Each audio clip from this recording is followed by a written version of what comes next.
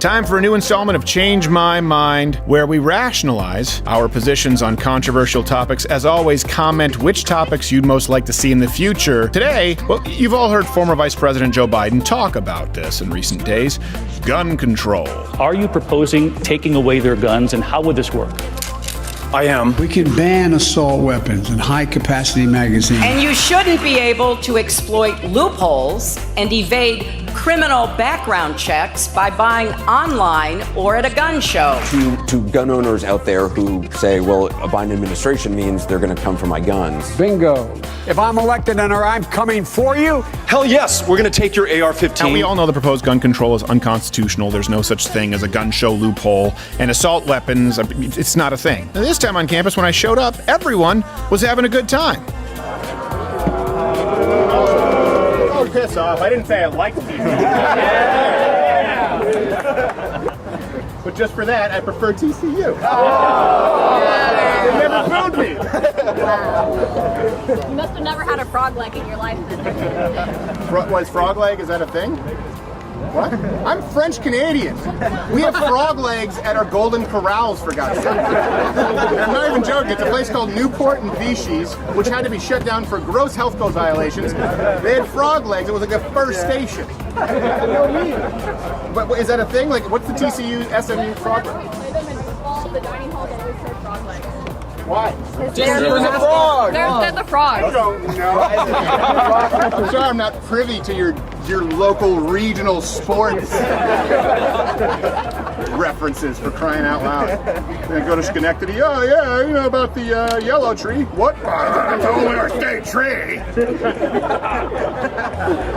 So good, in fact, that the local cops arrived, tried to kick us out, said we couldn't film there. But then I realized it was a public park. Last I checked, the First Amendment still applies, so I did it anyway. What are they gonna do? Well, you'll see. Nothing. Here's Evan.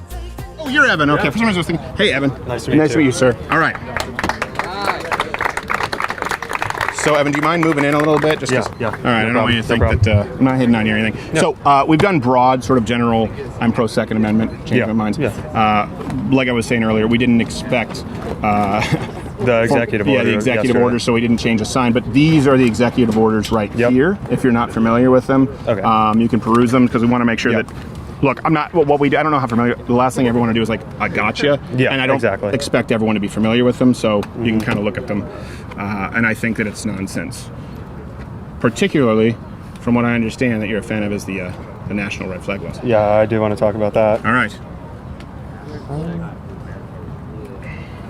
So, clarification question. With this red flag law, does that not make a national mandate of a red flag law in 60 days? Or They can't make a national mandate. This is basically sort of setting a template, and then eventually they're going to try and, well, you know, he's trying to exert pressure, and he wants to start with a template. Yeah. So, my opinion is that we should have a national red flag law, and obviously the process for it needs to be like regulated through a court system to make sure that it was justly like enforced to take their take the guns away.